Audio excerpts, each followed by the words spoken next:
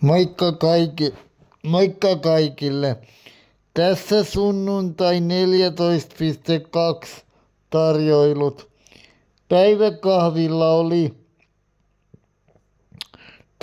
mokkapaloja, kahvia ja mehua. Päivällisellä oli perunamuusia ja jauhelihapihviä ja rosmariiniporkkanaa ja iltapalaksi 2 leipää, kinkkua ja juustoa, mut kinkkua ja juustoa en jaksanut syödä, niin ne jäi lautaselle, kun olin niin täynnä ruoasta.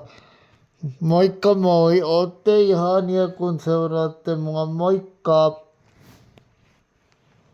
Ootte ihania kun seuraatte mua, moikka moi! Moikka!